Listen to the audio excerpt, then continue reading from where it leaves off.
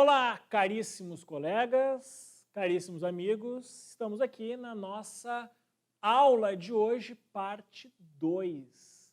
Nós vimos lá na parte 1 a estabilidade provisória do acidentado. E vamos começar agora a falar, na parte 2, de outra estabilidade provisória, uma talvez das mais polêmicas que nós temos, que é a estabilidade por motivo de ato discriminatório. Extremamente polêmica esta possibilidade por alguns motivos, que nós vamos ver daqui a pouco, mas já adianto para vocês, motivo de subjetividade.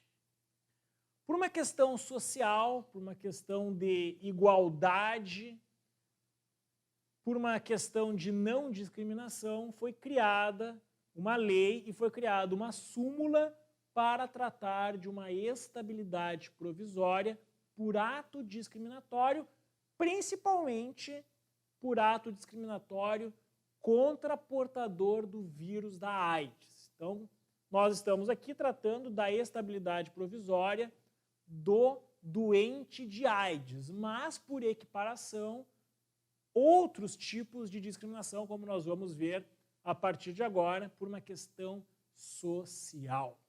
Senhores, não sei se vocês já tiveram a oportunidade de assistir. Se não tiveram, fica a dica. Fica como uma espécie de um tema de casa, mas um tema de casa agradável, porque o tema é assistir um filme. Qual o filme que eu estou falando? O filme Filadélfia, com o Tom Hanks. Não sei se vocês já assistiram, evidentemente nenhum de vocês aí era nascido quando foi feito esse filme.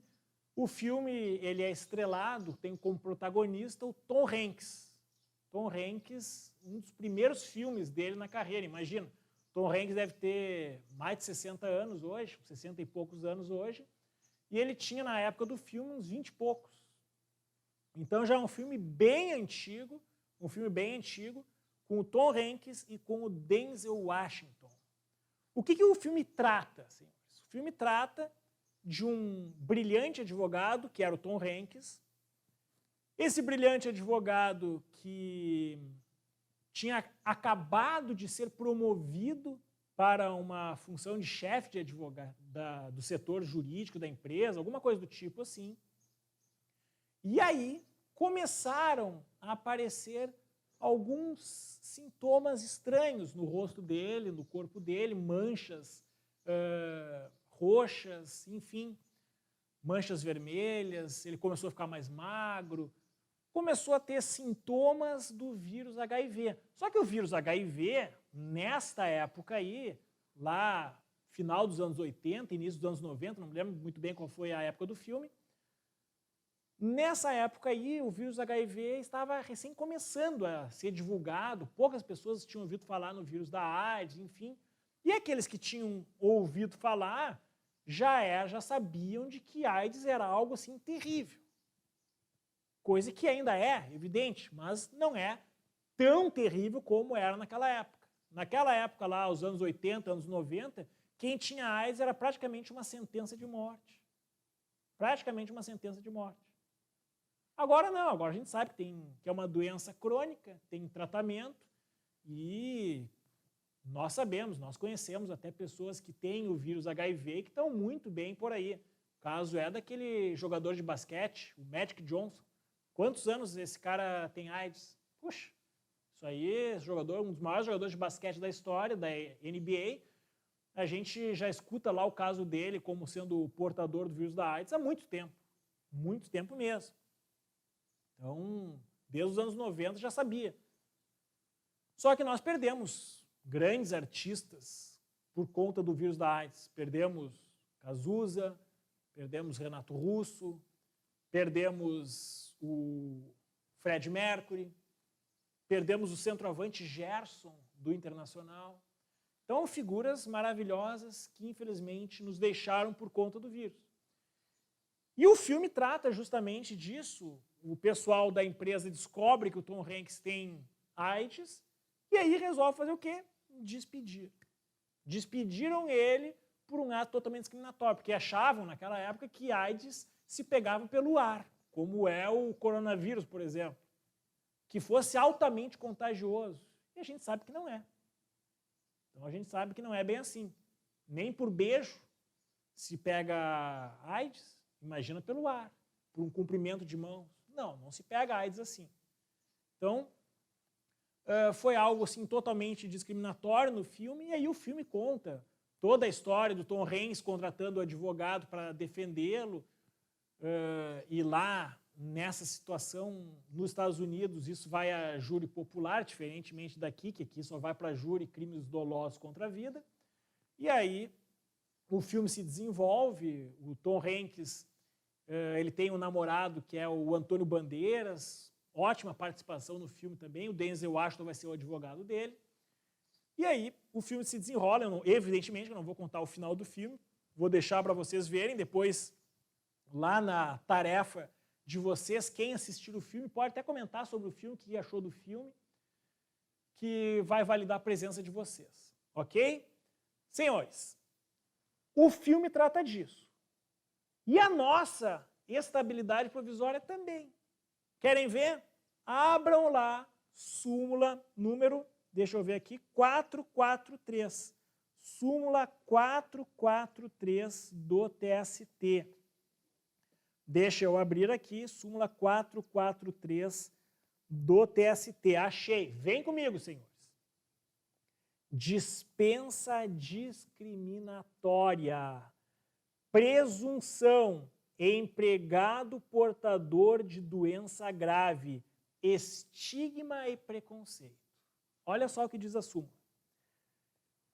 Presume-se discriminatória a despedida de empregado portador do vírus HIV ou de outra doença grave que suscite estigma ou preconceito. Inválido o ato, o empregado tem direito à reintegração no emprego.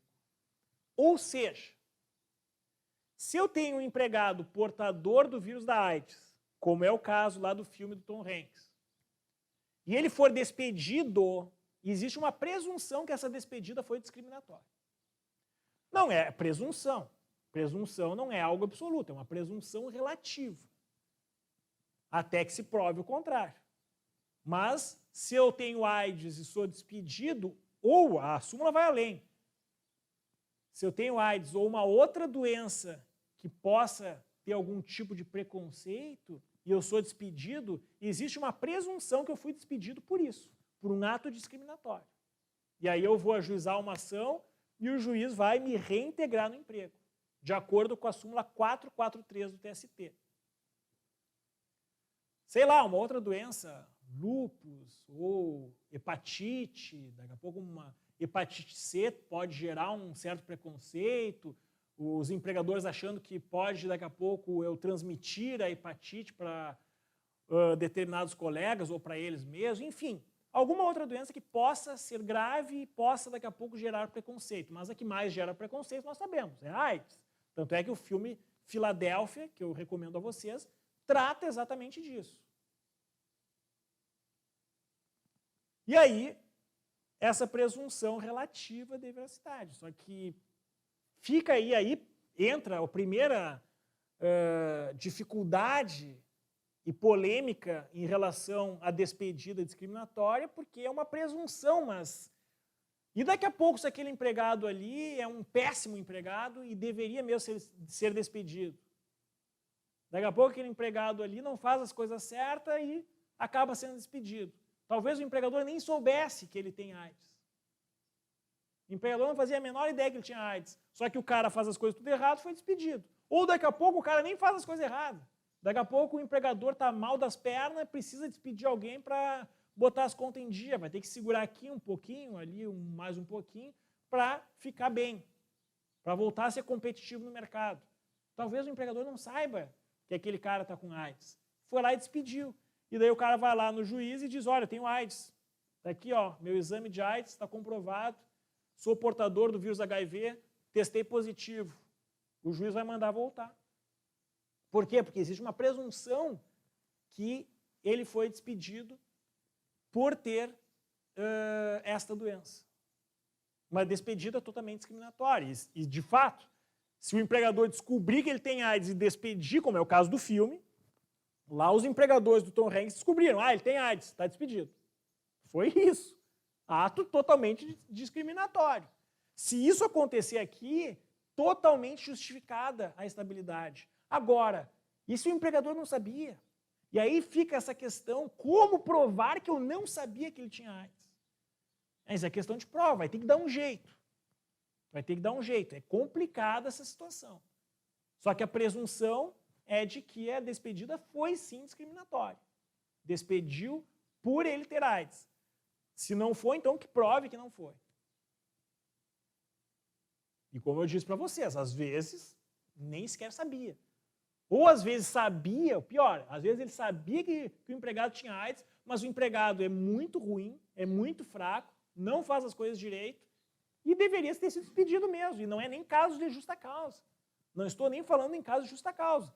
Às vezes o empregado não faz as coisas muito certas, mas não incide nenhuma das hipóteses legais do 482.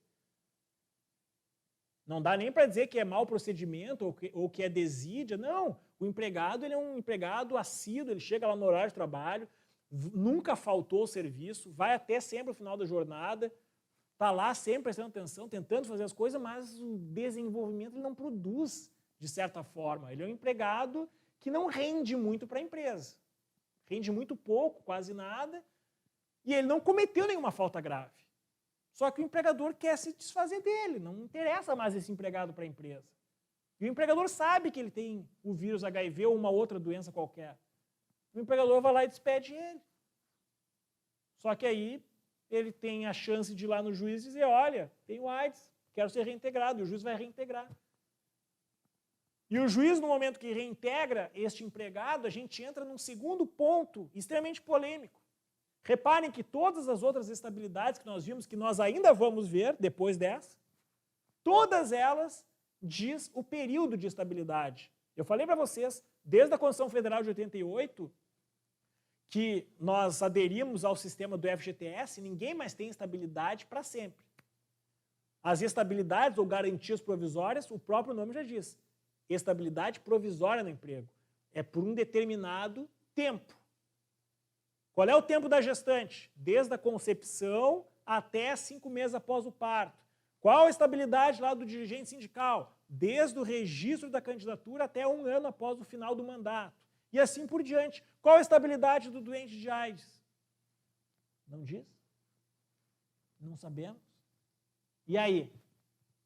Se a gente não sabe, daqui a pouco o juiz manda reintegrar o doente de AIDS no emprego, passou 2 anos e o empregador, mas agora não dá mais, agora vou ter que despedir esse cara. Despede o cara vai lá, juiz, eu continuo com AIDS, eu não me curei, até porque é difícil se curar de AIDS, né? Eu nem sei se tem cura. Foi lá, eu continuo com AIDS e ele me despediu. Eu acho que foi discriminatório de novo. Pois é, a presunção é de discriminação, de acordo com a súmula 443, o juiz vai lá e manda ele voltar de novo, reintegrar de novo, mas ok, mas afinal, essa estabilidade vai até quando? E é aí que a gente entra nessa subjetividade, nesse falta de critério, não tem como prever isso aí. Fica complicado mesmo. Nós temos uma estabilidade que gera muita polêmica. E eu concordo que tem que ter essa estabilidade. O que fizeram com o Tom Hanks no filme é um absurdo. Ele tinha acabado de ser promovido. Reconhecidamente, o escritório de advocacia, ou firma que ele era do setor jurídico, não me lembro muito bem como é que era, entendia que o Tom Hanks era um dos melhores advogados que tinha. E promoveram ele. Tinham acabado de promover. E logo depois que descobriram que ele tinha AIDS, despediram. Isso é ato discriminatório. Claramente um ato discriminatório. Agora, na nossa vida real aqui, difícil, né? Complicado. E a súmula diz isso, e daqui a pouco nós vamos entrar numa lei que diz, vai além disso. A lei vai além. E traz atos discriminatórios por analogia envolvendo outros tipos de discriminação, contra a raça, contra sexo, religião, etc, etc. Então, é um problema que nós temos. Eu já tive orientandos que trataram justamente disso. A estabilidade da súmula 443 do TST, a estabilidade do portador do vírus da AIDS, até quando que ela vai? Como problema de pesquisa. É um pouco complicado, senhores. Então, vamos abrir lá a lei 9.029, senhores. Lei 9.029 de 95. Essa lei proíbe, de acordo com o que está na lei, proíbe a exigência de atestado de gravidez e esterilização e outras práticas discriminatórias para efeitos admissionais ou de permanência da relação jurídica de trabalho e da outras providências. Ou seja, é uma lei pequenininha, poucos artigos, Lei 9.029 de 95, criada para evitar discriminação já na fase pré-contratual, como diz, para fins de admissão, não pode exigir um atestado de não gravidez, nem um atestado de não ter AIDS ou coisa parecida.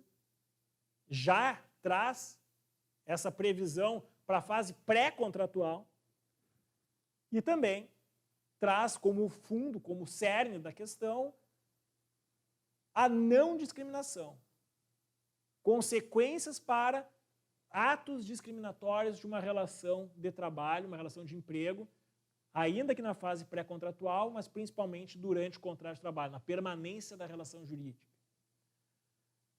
Em relação ao que nos interessa aqui, em termos de estabilidade, o artigo 4º desta lei deixa de forma clara as consequências jurídicas. Vem comigo o artigo 4º da lei. O rompimento da relação de trabalho por ato discriminatório, nos moldes desta lei, além do direito à reparação pelo dano moral, porque também gera danos morais, né? Gera danos morais se eu despedir alguém por um ato discriminatório, além do dano moral, faculta ao empregado optar entre, inciso 1º, a reintegração com ressarcimento integral de todo o período de afastamento mediante pagamento das remunerações devidas, corrigidas monetariamente e acrescidas de juros legais. E 2, a percepção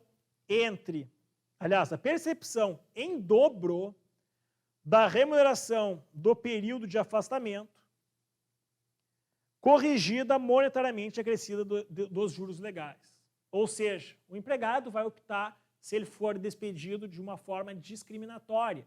E aqui a discriminação, como eu falei para vocês, não é aquela discriminação específica da súmula de AIDS ou uma outra doença que possa gerar preconceito. Aqui não, aqui é qualquer tipo de despedida discriminatória, que pode ser em razão de sexo, em razão de opção sexual, em razão de raça, de cor, enfim. Qualquer despedida, se for comprovado que existe essa discriminação, ele vai poder optar, ele vai receber, evidentemente, danos morais, vai poder optar pela reintegração com todo o período de afastamento sendo pago para ele, corrigido monetariamente, acrescido de juros, ou se ele não quiser ser reintegrado, porque já não quer mais nem olhar para a cara do empregador, que ele receba todo o período de afastamento pago em dobro, acrescido de juros e correção monetária. É a opção que ele tem. Só que, de qualquer forma, no caso dele ser reintegrado, a gente continua com aquele velho problema, com aquela polêmica. Tá, mas ele é reintegrado até quando? Qual o período de estabilidade que ele tem? A gente não pode estabelecer uma estabilidade eterna, uma estabilidade permanente, como tem lá o servidor público ou como tinha aqueles empregados detentores de estabilidade decenal no emprego. Completava 10 anos, não pode mais me tirar, salvo, evidentemente, se eu cometer uma falta grave. E aqui? Aqui também, se o empregado com AIDS ou com outro tipo de discriminação, ele cometer uma falta grave, por óbvio que ele pode ser despedido. Então, cometeu a falta grave, pode ser despedido. e não precisa passar lá pelo inquérito judicial para apuração de falta grave por falta de previsão legal. Isso é claro, sem problemas, tranquilo. A dúvida que permanece, que a gente não tem uma resposta clara e objetiva, é até quando que vai essa estabilidade. Ok, meus caros? Não tem muito como saber. Sobre esse tipo de estabilidade, era isso que eu tinha para tratar com vocês. A gente sai, então, da estabilidade do doente de AIDS e entramos agora na estabilidade dos membros da Comissão de Conciliação Prévia. Membros da Comissão de Conciliação Prévia. Quem são os membros da Comissão de Conciliação Prévia, senhores? Primeiro, o que é a Comissão de Conciliação Prévia? Vamos lá para a CLT. Vamos abrir a CLT. Onde que está? Artigo 625 da CLT, senhores. 625.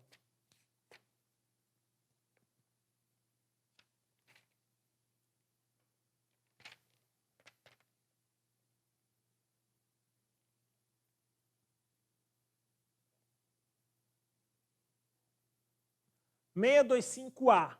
Vem comigo. As empresas e os sindicatos podem instituir comissões de conciliação prévia de composição paritária com representantes dos empregados e dos empregadores, com a atribuição de tentar conciliar os conflitos individuais do trabalho. O que são essas comissões de conciliação prévia? Elas são, portanto, uma iniciativa dos empregados, dos empregadores, para tentar evitar que um eventual conflito entre empregado e ex-empregador vá parar lá na Justiça do Trabalho, o que é louvável. É uma forma de solução de conflito extrajudicial. Ótimo, que bom que ela existe. Está lá. Comissão de Conciliação Prévia, onde nós temos representantes dos empregadores, representantes dos empregados, que vão tentar mediar aquele conflito. Vamos ver, vamos tentar fazer um acordo aqui, um acordo extrajudicial, uma conciliação. Se por um acaso não houver, não conseguir entrar num acordo, beleza. Então o empregado não conseguiu entrar no acordo, bate lá a porta do Poder Judiciário e aí vai ter uma demanda trabalhista que vai ser julgado lá pelo juiz trabalhista, depois, se for o caso, pelo TRT, pelo TST, enfim. Mas existem essas comissões de conciliação prévia, não em todas as localidades, mas em algumas, de acordo com 625A. Esses empregados que estão na comissão de conciliação prévia, eles também são detentores de estabilidade provisória no emprego. Por quê? Mais uma vez, o empregador pode não gostar daquele empregado ali, porque aquele empregado lá está tentando ajudar um outro empregado que foi despedido ou que está insatisfeito com a relação de trabalho, talvez os acordos lá não sejam o que melhor interessa aquele empregador. Então, por isso, por ele ser alguém que está, evidentemente, do lado dos empregados, tentando ajudar os empregados, talvez esse cara também esteja na mira daquele empregador. Portanto, enquanto ele fizer parte dessas comissões de conciliação prévia, ele vai ter uma garantia provisória. Não pode tocar naquele cara ali. Não pode tocar nele. Por quê? Porque ele faz parte das comissões de conciliação prévia. O 625B, vamos ao 625B, a comissão instituída no âmbito da empresa será composta de, no mínimo, 2 e no máximo 10 membros, e observará as seguintes normas.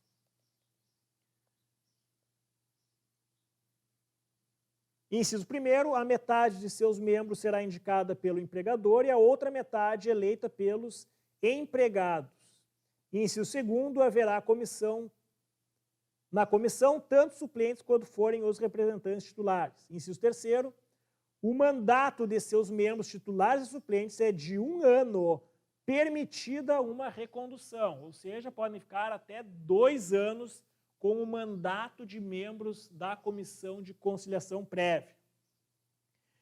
E o parágrafo 1º é vedada, olha só, é vedada a dispensa dos representantes dos empregados, membros da comissão de conciliação prévia, titulares e suplentes, inclusive suplentes, deixar bem claro isso. Pega aquele marca-texto lá, bonitinho, amarelinho que vocês têm, anota no caderno. Até 1 ano após o final do mandato, salvo se cometerem falta grave nos termos da lei. Vamos lá, então.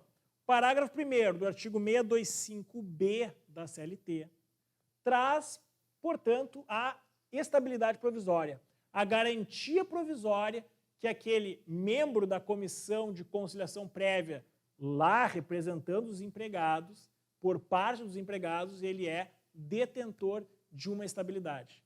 Ou seja, não pode ser despedido enquanto perdurar aquela estabilidade. Que ele vai ter um mandato de 1 ano, permitido uma recondução, ou seja, pode ter 2 anos aqui, e mais. Olha só o que diz, até 1 ano. Até 1 ano após o final do mandato. Encerrou o mandato, inclusive com recondução, se for o caso, ele não é mais membro da comissão de conciliação prévia, ele tem mais 1 ano de estabilidade, pelos mesmos motivos lá das outras estabilidades, para cair no esquecimento. Se ele sai da comissão e volta direto ao trabalho, já pode ser despedido, se o empregador está insatisfeito com as atitudes dele na comissão, ó, já despede na hora. Para evitar esse tipo de coisa, ele tem mais 1 ano de estabilidade. Passou 1 ano, o empregador nem lembra mais quem ele é. Já está bem tranquilo. Se ele for despedido, provavelmente não vai ser por perseguição. Sendo assim, aquele empregado ele tem uma garantia provisória, seguindo mais ou menos o normal das estabilidades provisórias, até 1 ano após o final do seu mandato. Essa é a estabilidade do membro da comissão de conciliação prévia. E aí vem mais uma pergunta. Ele pode ser despedido novamente se ele cometer uma falta grave, assim como qualquer outro empregado, detentor de estabilidade. Se cometer uma falta grave, é óbvio que ele pode ser despedido. A dúvida é, ele precisa passar pelo inquérito judicial para apuração de falta grave ou não? E o parágrafo 1º do 625B nos traz essa dúvida. Ele diz o seguinte: salvo se cometerem falta grave nos termos da lei. Ou seja, ele não pode ser despedido, salvo se cometer falta grave, ou seja, se cometer falta grave pode, nos termos da lei. Mas, por ele colocar apenas nos termos da lei, a doutrina acabou se dividindo. Tem corrente doutrinária que entende que quando o legislador fala nos termos da lei, significa a falta grave nos termos da lei. Ou seja, a falta grave nos termos do 482 da CLT. Se ele cometeu uma falta grave nos termos do 482 da CLT, ok, beleza. Ele vai poder ser despedido, mas não precisa do inquérito. E a outra parte da doutrina entende, quando ele fala nos termos da lei, esse nos termos da lei significa, remete a 853, desde que ele cometa a falta grave, provado lá no inquérito judicial para apuração de falta grave.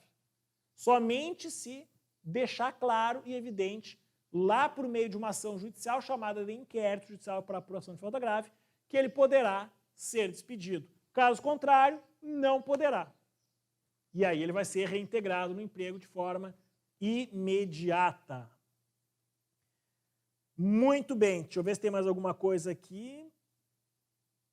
Possibilidades. É isso aí, tá? É exatamente isso que eu queria trazer para você dos membros da Comissão de Conciliação Prévia e, portanto, encerramos aqui a nossa aula de hoje.